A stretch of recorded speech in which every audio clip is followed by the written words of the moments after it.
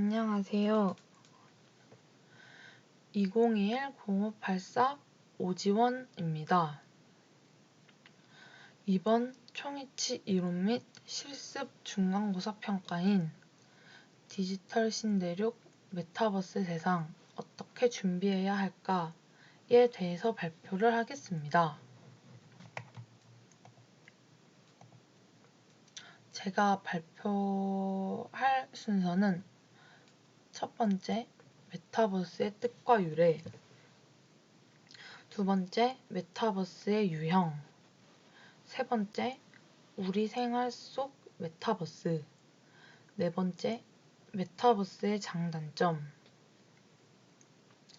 다섯 번째, 메타버스의 미래 순으로 발표를 진행하도록 하겠습니다.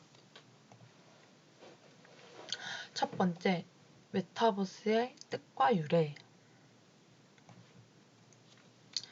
첫 번째, 메타버스의 뜻은 가공, 추상을 의미하는 메타와 현실 세계를 의미하는 유니버스의 합성어입니다. 이는 3차원 가상세계를 의미하는데 PC, 모바일, 게임기 등 다양한 기기에서 즐길 수 있어야 한다는 특징을 가지고 있습니다.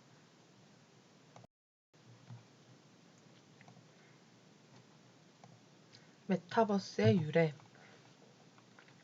메타버스의 유래는 1992년 닐 스티븐스의 소설인 스노크래시에서 메타버스라는 단어가 탄생을 하게 되었는데,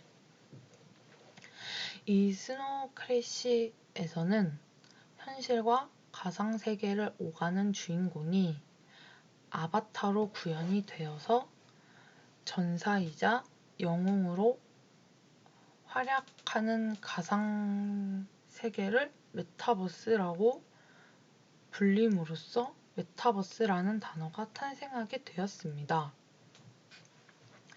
그리고 2003년에는 가상세계에서 전세계 사람들과 교류를 할 수 있고, 또 가상세계에서 경제활동을 할 수 있는 가상현실 기반의 서비스인 세컨드 라이프가 등장을 하였습니다.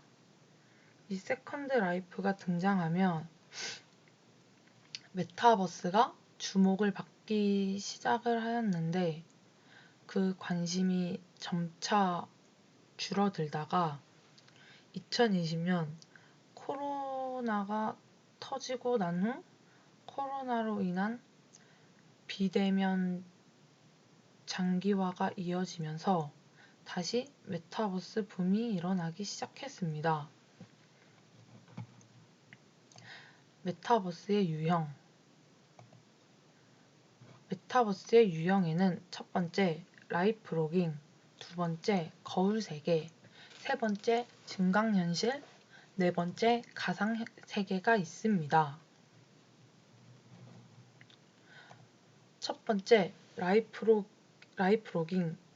라이프 로깅은 개인이 생활하면서 보고, 듣고, 만나고, 느끼는 모든 정보를 자동으로 기록하는 것을 라이프 로깅이라고 합니다. 이는 장소와 시간에 구애받지 않고 웹사이트에 자료를 올릴 수 있는 서비스인 싸이월드를 비롯한 블로그, 인스타그램, 페이스북, 그리고 트위터 같은 이러한 SNS가 모두 라이프 로깅에 해당이 됩니다. 그리고 SNS뿐만 아니라 사용자가 착용하고 있는 스마트워치나 웨어러블 기기들도 라이프 로깅에 해당이 되는데, 이 기기들은 심박수, 걸음수, 수면의 시간, 수면의 질 등을 체크하여 자동으로 어플에 저장을 하고 분석을 하는 것처럼 개인의 생활 환경이 자동으로 라이프 로깅 되기도 합니다. 라이프 로깅은 본인의 의도나 의지를 가지고 행하는 것만을 나타내지 않습니다. 스마트폰에 위치한 여러 기기 속 스마트 태그에 저장된 정보들은 내가 현재 어디서 언제 무엇을 하고 있는지 나의 의도와는 상관없이 실시간으로 라이프 로깅 됩니다. 두 번째, 거울 세계. 거울 세계는 실제 세계의 모습과 정보와 그 구조들을 가져가서 복제하듯이 만들어낸 메타버스가 거울 세계입니다. 거울 세계의 예시로는 배달의 민족, 구글어스, 에어비앤비, 줌 등이 있습니다. 우선 대표적인 예시인 구글어스는 세계 전역의 위성 사진을 모조리 수집하여 일정 주기로 사진을 업데이트하면서 시시각각 변화하는 현실 세계의 모습을 그대로 반영하고 있습니다. 기술이 발전이 될수록 거울 세계는 점점 현실 세계와 비슷해질 것입니다. 셰인 아이작이 만든 구글 어스를 기반으로 한 어스2라는 가상 부동산 거래 플랫폼이 있는데 이 가상 플랫폼인 어스2는 실제 지구와 동일한 크기인 가상 지구에서 10제곱미터 단위로 땅을 나눠 매매를 하는 플랫폼입니다. 이 어스2라는 어플은 두 번째 지구에 대한 미래의 지향적인 개념으로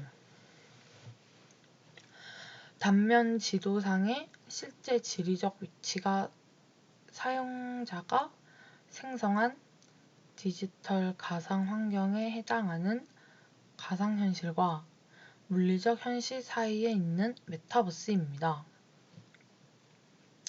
그리고 또한 에어비앤비가 있는데 이 에어비앤비는 세계 최대의 숙박 공유 서비스입니다. 에어비앤비는 자신의 방이나 집, 별장 등을 사람이 지낼 수 있는 모든 곳을 임대하는 어플인데 개인이 보유한 아파트, 오피스텔, 건물 등을 에어비앤비에 등록하고 머물 곳이 필요한 다른 사람에게 임대를 해주는 방식입니다. 세 번째, 증강현실. 증강현실은 현실의 이미지나 배경에 3차원 가상 이미지를 겹쳐 하나의 영상으로 보여주는 기술인데 증강현실의 예시로는 포켓몬고 이케아 플레이스가 있습니다. 포켓몬고는 모두가 알다시피 제가 걸으면 그 위치대로 포켓몬이 나오고 그 포켓몬을 실제로 잡는 듯한 느낌을 주는 그런 게임이고 이케아 플레이스는 가구를 매번 바꾸면서 인테리어 하기가 어려우니까 어플을 통해서 내가 원하는 가구를 원하는 장소에 놓으며 원하는 인테리어를 미리 미리 할 수 있게끔 해주는 어플입니다. 네 번째, 가상현실. 가상현실은 주관적으로는 실제로 있을 것처럼 보이지만 객관적으로는 존재하지 않는 세계를 의미하는데, 즉, 가상으로 만들어 실제로 보고, 듣고, 느낄 수 있는 세계라는 것입니다. 그 예시로는 VR이 있습니다. 증강현실과 가상현실은 서로 비슷한 것 같기도 하고 약간 헷갈리는 감이 있지만 그 두 개의 주체가 허상인지 아니면 실상인지에 따라서 명확하게 구분이 가능하게 되는데, 컴퓨터 게임으로 예시를 들자면 가상현실 격투 게임은 나를 대신하는 캐릭터가 가상의 공간에서 가상의 적과 대결을 하는 것이지만, 증강현실의 격투 게임은 현실의 내가 현실의 공간에서 가상의 적과 대결을 펼치게 되는 그런 형태의 게임입니다. 우리 생활 속의 메타버스. 우리가 잘 모르지만 우리 주변에는 메타버스를 많이 사용을 하고 있습니다. 첫 번째로 우리가 잘 알고 있듯이 제페토라는 게임이 있습니다. 이 제페토라는 게임은 얼굴 인식과 증강현실 그리고 3D 기술 등을 사용하여 3D 아바타를 만들고 그 아바타를 이용하여 다른 이용자들과 같이 소통을 하고 다양한 가상현실을 경험할 수 있게 해주는 서비스를 제공하는 그런 게임입니다. 제페토를 이용하는 사용자들은 표정과 몸짓 그리고 패션 스타일은 물론 캐릭터의 모든 요소를 본인이 원하는 대로 바꾸고 꾸밀 수 있습니다. 그리고 또한 SNS의 기능도 같이 접목되어 있기 때문에 같은 이용자들끼리 여러 가상의 공간에서 문자나 음성, 이모티콘 등으로 서로 교류를 할 수 있으며 그 가상세계 안에서의 이용자들끼리 같이 모여서 같이 게임을 하고 춤을 추는 등 현실에서 할 수 있는 다양한 문화생활들을 저 가상세계 안에서도 즐길 수 있습니다. 그리고 또한 제페토를 사용하는 사용자들은 그 각자 개인의 창의성을 활용하여 옷을 만들고 그 옷을 이용하여 수익 창출을 할 수도 있습니다. 두 번째로 로블록스라는 게임이 있습니다. 이 로블록스는 완벽한 가상의 공간이지만 이 완벽한 가상의 공간 속에 현실 세계를 투영한 케이스입니다. 로블록스 안의 세계는 현실 세계처럼 사회적이고 문화적인 활동을 하고 즐길 수도 있으며 또한 로벅스라고 불리는 가상의 화폐를 사용하여 현실 세계에 있는 것처럼 경제 활동도 할 수 있고 또 각자 개인의 스타일대로 아바타를 코스튬할 수 있는 그런 가상의 공간입니다. 세 번째, 포트나이트. 포트나이트라고 불리는 게임이 있는데 이 게임은 가상 세계에서 총을 이용하고 건물을 짓고 그러면서 이렇게 싸울 수 있는 배틀로얄 형식의 슈팅 게임입니다.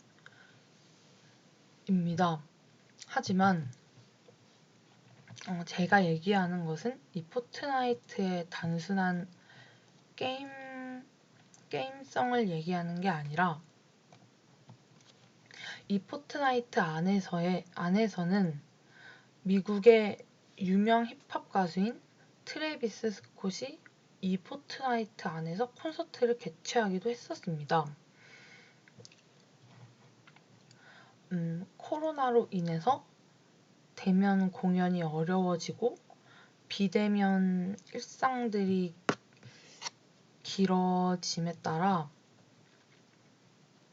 대면 공연이 어려워져서 메타버스를 이용하게 된 것인데 이 포트나이트 안에서의 콘서트 45분 공연 동안 약 220억이라는 수입을 벌어들이며 오프라인 공연 때보다 훨씬 더 많은 수입을 벌었다고 합니다. 그리고 또한 트래비스 스콧뿐만 아니라 유명 아이돌인 방탄소년단 또한 이 포트나이트 콘서트를 통해 다이너마이트라는 곡의 안무를 공개를 하기도 했었고 유명 여가수인 아리아나 그란데 또한 이 포트나이트 안에서 콘서트를 개최하기도 했었다고 합니다. 또한 메타버스가 확장됨에 따라 굿즈들 또한 아주 다양한 방식으로 변화가 일어나고 있는데 그중 제가 소개할 굿즈는 AR 포토카드라는 굿즈입니다. 이 AR 포토카드를 사용하는 방법은 우선 어플을 깔아준 후 원하는 컨텐츠를 선택을 해줍니다. 원하는 컨텐츠를 선택한 후 다운로드를 받아주고 다운로드가 끝날 때까지 기다려줍니다. 다운로드가 끝날 때까지 기다려준 뒤 AR 카드 아이콘을 누른 뒤 제가 가지고 있는 그 포토카드를 인식을 하면 되는데 그렇게 인식을 시켜주게 되면 이렇게 아주 리얼하게 움직이는 그런 포토카드를 볼 수 있습니다.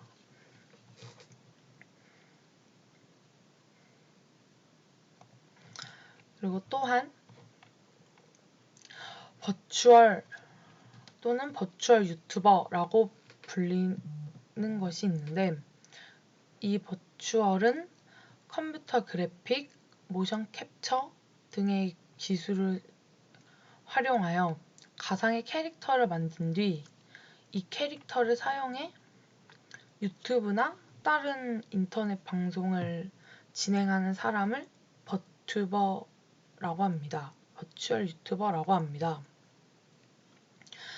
이 버추얼을 하는 사람들은 가상의 공간에서 콘서트를 열기도 하고 아니면 방송 출연을 하기도 하는데 대표적인 예로 버추얼 아이돌 그룹인 이세계 아이돌과 인기 게임인 롤의 아이돌인 KDA를 예시로 들 수가 있습니다. 이렇듯 우리 일상에 많이 있는 메타버스에 대해서 알아봤는데, 이번에는 메타버스의 장단점에 대해서 알아보도록 하겠습니다. 이런 메타버스의 장점에는 첫 번째, 더 실제적인 디지털 커뮤니케이션, 두 번째, 소셜 미디어 플랫폼의 업그레이드, 세 번째, 교육 기회의 확장, 네 번째, 다양한 경험 체험이 있습니다. 메타버스는 우리가 평소 사용해왔던 그런 웹페이지에서의 소통 방식은 제가 텍스트를 보내면 상대방이 답장을 올 때까지 계속 기다려야 되는 그런 소통 방식이지만, 메타버스 안에서는 실제로 만나서 소통을 하듯이 표정과 몸짓만으로도 대화를 주고받을 수 있다는 장점이 있고, 그로 인해서 제가 답장을 기다리지 않아도 된다는 그런 장점이 있고, 또 시간과 공간의 제약이 없기 때문에 아주 무한한 공간에서 자료들을 활용해 교육을 할 수도 있고, 또한 그 무한한 공간과 그 자료들을 활용해 굳이 사람들이 밖을 나가지 않아도 다양한 체험을 할 수 있다라는 게 장점입니다. 하지만 이런 메타버스에는 장점만 존재하는 것이 아니라 단점 또한 존재를 하는데, 첫 번째, 인터넷 프라이버시 문제, 두 번째, 새로운 범죄 탄생, 세 번째, 사회적 고립감의 심화, 네 번째, 세대 간 격차 심화, 다섯 번째, 가상현실에 대한 중독이 있습니다. 메타버스가 발전됨에 따라 우리의 개인정보들이 보호가 잘 지켜지지 않을 수 있고, 또한 이렇게 새로운 방식의 메타버스가 점점 발전하면서 보지도 못한 그런 새로운 형태의 범죄들이 생기고, 또 그 메타버스의 가상 인물들이 아니라 실제 내 옆에 있는 그런 실제 사람들 간의 그런 유대감이 사라질 수도 있고, 또 이렇게 기계를 사용하고 그런 인터넷을 사용하는 메타버스가 확산이 되게 되면 기계를 잘 다루지 못하고 이해하기 어려운 노인분들이나 아니면 우리의 윗세대 분들 간의 격차가 발생해 세대 간의 격차가 심각해질 것 같고, 그리고 또한 진짜 현실 세계와 그 가짜의 그 메타버스 세상을 구분하지 못하는 상황이 생길 수도 있다고 생각하는데, 그런 상황이 존재할 것 같고, 그리고 또한 현실이 아니라 계속 그 가상현실에만 있으려고 하는 그런 문제점이 발생할 수도 있습니다. 또한 그 메타버스의 미래, 메타버스에 대한 그 실존적 가치에 대한 주요 글로벌 업체의 리더들의 시각에 대해서 알아보겠습니다. 우선 로블록스의 CEO인 데이비드 바주키는 우리가 바라는 메타버스는 실제처럼 보이는 것이 아니라 실제처럼 느껴지는 것입니다. 메타버스는 사용자들이 직접 만들어 가는 것입니다. 라는 말을 했었고, 에픽게임즈의 CEO인 팀 스위니는 메타버스란 최첨단 기술이 필요하지 않습니다. 모든 창작자들은 각자 자신이 만든 창작물을 소유하고 또 그 창작물들을 수익화할 권리가 있습니다. 라고 말했습니다. 이처럼 이 업계에서 생각하는 것은 메타버스가 꼭 고난이도의 최첨단의 기술과 정밀한 그래픽이 필요한 게 아니라 개인이 감정을 이입할 수 있고 또 그 감정이 느껴지게 하고 느껴지는 것이 중요하다고 말을 하고 있습니다. 이처럼 메타버스는 그 참가자들의 자발적인 창작 생태계가 조성되며 가상 경제 영역이 확장되며 다양한 산업에서 메타버스를 사용할 것이고, 또 메타버스가 발전함에 따라 새로운 콘텐츠 소비 형태가 만들어지며 다양한 서비스가 생성될 것입니다. 현재도 AR과 VR 기술을 발전시키고 AR 기술과 VR 기술을 상호 융합을 하여 MR과 XR이라는 것을 만들기도 하였는데, 우선 혼합 현실인 MR은 가상세계와 현실세계를 합쳐 새로운 환경에 새로운 정보를 만들어내는 것을 의미합니다. 이것은 가상현실과 증강현실이 따로 적용하는 것이 아니라 실시간으로 상호작용을 하며 새로운 환경과 경험을 만들어내는 것을 의미합니다. 그리고 확장현실인 XR은 가상현실과 증강현실뿐만 아니라 혼합현실인 MR까지 모두를 아우르는 기술 및 서비스를 의미합니다. 이처럼 현재도 계속하여 메타버스는 발전을 하고 있고 앞으로도 더욱 새롭고 발전된 메타버스가 탄생할 거라는 생각이 듭니다. 그리고 제가 생각하는 메타버스에 대비하고 준비를 해야 되는 것은 우선 창의성을 길러야 할 것 같다고 생각이 듭니다. 왜냐하면 메타버스 안에서는 뭐든지 할 수 있고, 그리고 공간이나 시간의 제약도 없으며 무한한 하고 싶은 걸 다 할 수 있는 그런 세계이기 때문에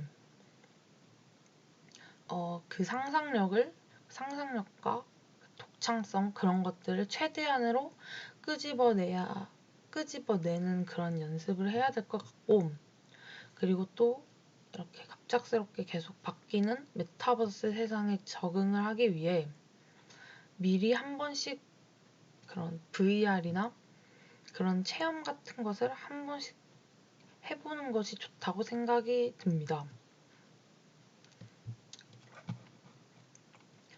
하지만 제가 메타버스에 대한 제 솔직한 생각은 이렇게 발전하게 되는 건 너무 좋지만 메타버스가 온전한 세상이 되지 않았으면 좋겠다고 생각이 듭니다. 왜냐하면 그 메타버스 세상에서도 물론 새로운 사람을 만나고 소통을 하고 친구들과 이렇게 활동을 할 수도 있지만 제가 생각하기에는 실제로 만나서 같이 밥을 먹고 이렇게 그냥 소소한 생활을 하는 것과 그 메타버스 안에서 그런 가상의 공간 안에서 그렇게 사람들과 소통을 하는 것보단 그렇게 소통을 하는 방식과 현실 세계에서 직접 사람들을 만나서 직접 사람들을 만나서 직접 소통하는 그런 것들에서 오는 저의 그 감정들이 똑같지는 않다고 생각이 들어서 들고요. 물론 메타버스가 너무 편하고 또 발전하면 더욱더 편리하고 좋은 그런 세상이 될 것 같긴 하지만 그게 온전히 모든 사람들이 다 그 세상에 들어가는 그런 세상이 되어서는 안 된다고 생각을 하고 그냥 약간 취미로 메타버스를 사용하는 게 좋을 것 같다는 생각을 이번에 찾아보면서 하게 된 것 같습니다. 이상 2021-0584 오지원 총이치 이론 및 실습 발표 영상 마치겠습니다. 감사합니다.